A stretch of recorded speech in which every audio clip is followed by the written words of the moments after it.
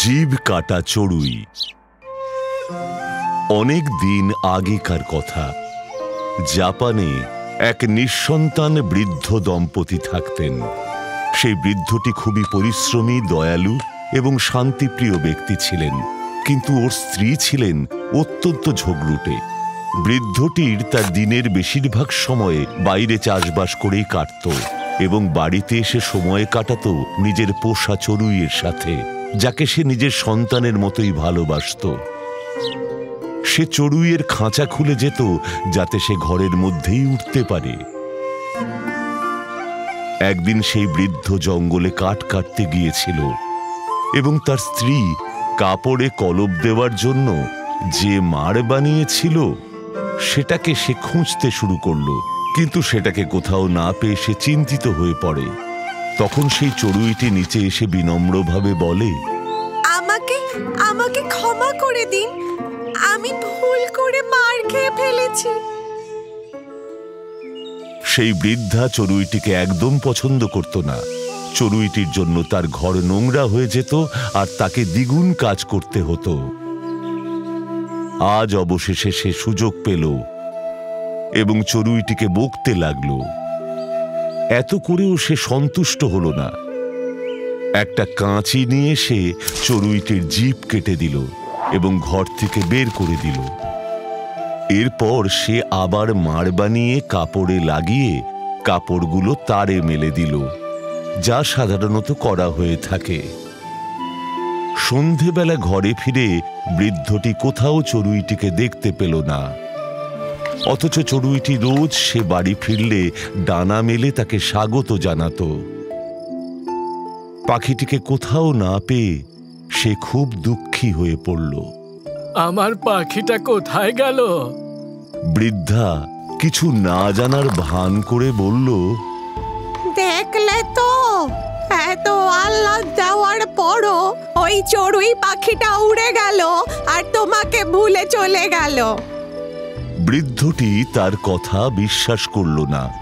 সে বারবার তার স্ত্রীকে জিজ্ঞেস করতে লাগলো।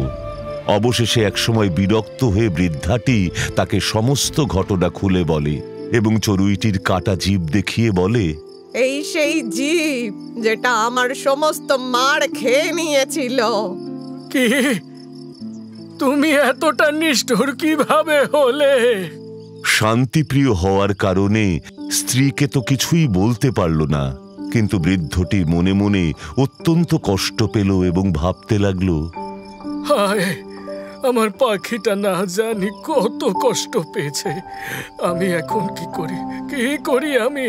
পরদিন সকালে সে পাখিটিকে খুঁজতে বেরিয়ে পড়ল। চারদিকে তো তন্ন তন্ন করে খুঁজল। খুঁজতে খুঁজতে এসে এক বাঁশবাগানে গিয়ে পৌঁছল এবং সেখানে সে চড়ুইটিকে দেখে তার আনন্দের সীমা রইল না। চড়ুইটি বৃদ্ধের শেখানো অঙ্গভঙ্গির সাহায্যে বৃদ্ধকে স্বাগত জানালো। বৃদ্ধটি তার স্ত্রীর করা নিষ্ঠুর ব্যবহারের জন্য আফসোস করছিল। এমন সময় চড়ুইটিকে কথা বলতে দেখে সে চমকে উঠল। চড়ুইটি তার কাটা জিভের জায়গায় নতুন তৈরি হওয়া জিভটি দেখালো এবং বৃদ্ধকে অতীতে ভুলে যেতে বলল। সে কোনো সামান্য চড়ুই পাখি ছিল না, সে আসলে ছিল এক পরী। এটা দেখে বৃদ্ধটি আরো আনন্দিত হয়ে পড়ে। তাকে অনুসরণ করতে বলে চড়ুইটি উড়ে চলল এবং বাগানের ভেতরে নির্মিত এক সুন্দর বাড়িতে নিয়ে গেল। বাড়িতে সাজসজ্জা ও আমোদ প্রমোদের জিনিসপত্র দেখে বৃদ্ধটি বিস্মিত হয়ে গেল। সেখানে পৌঁছে চড়ুইটি এতদিন ধরে তাকে ভালোবাসা দেওয়ার জন্য কৃতজ্ঞতা প্রকাশ করল। তারপর নিজের পরিবারের সাথে পরিচয় করিয়ে দিল। এরপর ভালো মতো উপাদেয় খাবার খাইয়ে বৃদ্ধকে অভ্যর্থনা জানালো। তারপর চড়ুইয়ের মেয়েরা অতিথির মনোরঞ্জনের জন্য সুন্দর নাচ করল, যাকে সুজুমে ওডোরি বা চড়ুইয়ের নাচ বলা হয়ে থাকে। বৃদ্ধটি আজ যতটা আনন্দ পেল তা সে আগে কখনো পায়নি। কখন যে সময় কেটে গেল সে বুঝতেই পারল না। রাত হয়ে এলো। তখন বৃদ্ধের বাড়ি ফেরার কথা মনে পড়তেই সে চড়ুইকে তার আতিথ্যের জন্য কৃতজ্ঞতা প্রকাশ করে যাওয়ার অনুমতি চাইল এবং তার স্ত্রীর করা অত্যাচারের কথা ভুলে যেতেও অনুরোধ করল। চড়ুইটি নিজের ঘরে ফিরে গেছে এবং এখন সম্পূর্ণভাবে সুস্থ আছে। এটা দেখে বৃদ্ধটি মানসিক শান্তি অনুভব করছিল। আপনি এখানে কিছুদিন থেকে যান না? না, আমার স্ত্রী আমাকে নিয়ে চিন্তা করবে, কিন্তু সময় পেলেই আমি অবশ্যই তোমার সাথে দেখা করতে আসব। বৃদ্ধটি সেখানে থাকতে না পারার কারণ বলতেই চড়ুইটি বলে ওঠে, দুটো বাক্স, একটা বড় আর একটা ছোট নিয়ে এসো। এর মধ্যে একটা বেছে নিন। একটা বাক্স বেশ বড়, আরেকটি ছোট।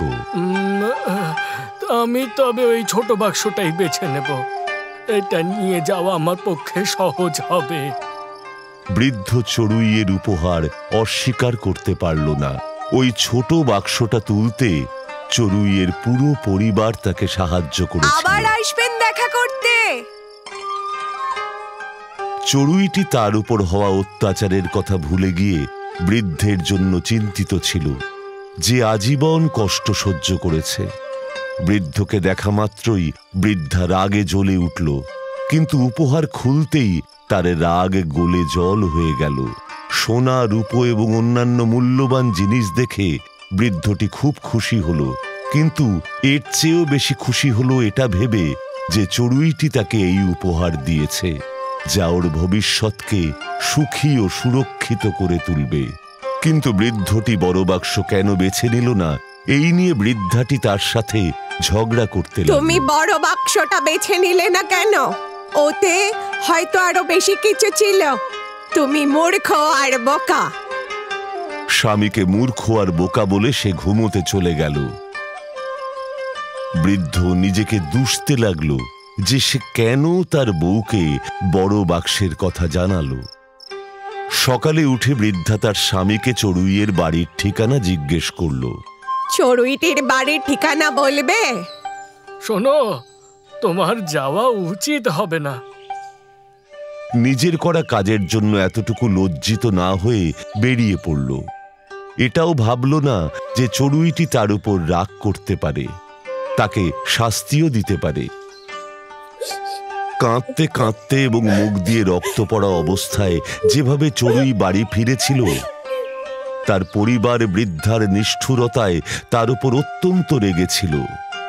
ছোট্ট একটা অপরাধের জন্য এত বড় শাস্তি! মনে মনে তারা বৃদ্ধাকে শাস্তি দেওয়ার জন্য দৃঢ় প্রতিজ্ঞ ছিল। ওদের অপেক্ষা করতে হয়নি। বৃদ্ধা নিজেই খুঁজতে খুঁজতে সেখানে এসে পড়ে বলল, কোথায় আছে সেই জিভ কাটা চড়ুইয়ের বাড়ি? কেউ বলতে পারবে? তখনই বাঁশ বাগানের বেশ ভেতরে বৃদ্ধাটি একটি বাড়ি দেখতে পেল। দরজা ঠক ঠক করতে শুরু করলো সে। এদিকে চাকররা এসে খবর দিতেই যে সেই বৃদ্ধা মালকিন দেখা করতে এসেছে, চড়ুই একটু চমকে গেল, কিন্তু ওর দুঃসাহস দেখে সে একটু আশ্চর্য হলো না। নিজের মালকিনের ব্যবহার ভুলে সে স্বাগত জানানোর জন্য এগিয়ে গেল, কিন্তু অন্য কথায় একটুও সময় নষ্ট না করে বৃদ্ধা নির্লজ্জভাবে আসল কথাটা বলেই ফেলল। আমাকে ওই বড় বাক্সটা দিয়ে দাও, যা আমার স্বামী ফেলে গেছে। আমি ওটা নিয়েই চলে যাব। চড়ুই চাকরদের বাক্সটি আনতে পাঠায়। বড় বাক্সটা নিয়ে এসো। চড়ুইকে ধন্যবাদটুকুও না জানিয়ে বৃদ্ধা বাক্স নিয়ে হাঁটা লাগালো। বাক্সটা ভারী হওয়ার দরুন তাকে রাস্তায় বেশ কয়েকবার থামতে হয়। অবশেষে অধৈর্য হয়ে সে রাস্তাতেই বাক্সটা খুলে ফেলে। এরপর সে যা দেখল তাতে তার বোধ বুদ্ধি লোপ পেয়ে গেল। ওই বাক্সের থেকে কতগুলো ভয়ানক রাক্ষস বেরিয়ে এলো এবং মাথার ঠিক মাঝখানে এক বিশাল চোখযুক্ত রাক্ষসও বেরিয়ে এলো, যে বৃদ্ধাকে লোলুপ দৃষ্টিতে দেখতে লাগলো। মনে হচ্ছিল রাক্ষসেরা ওকে খেয়েই ফেলবে। রাক্ষসদের সাথে সাপে ব্যাঙও বেরিয়ে এলো। ভয়ের চোটে বৃদ্ধার অবস্থা খারাপ হয়ে গেল আর সে সেখান থেকে প্রাণ হাতে করে দৌড়ে পালালো। বাড়ি ফিরে কাঁদতে কাঁদতে বৃদ্ধকে সব কথা বলে সে চড়ুইকে দোষ দিতে লাগলো। তখন বৃদ্ধ তাকে তার ভুলগুলো বুঝিয়ে দিয়ে বলল, এ তোমার কর্মের ফল। এর থেকে শিক্ষা নিয়ে ভবিষ্যতে আর এমন কুকর্ম না করার প্রতিজ্ঞা করো তুমি। অবশেষে বৃদ্ধা নিজের ভুল বুঝতে পারে এবং সেদিন থেকেই সে বদলে যায় এবং চড়ুইয়ের দেওয়া ধন সম্পদ নিয়ে তারা তাদের জীবনের শেষ কটি দিন সুখ আর শান্তিতে কাটিয়ে দেয়। এটা সত্যি বলা হয়ে থাকে যে লোভ কখনোই ভালো নয় এবং আমাদের সকলের সাথে ভালো ব্যবহার করা উচিত।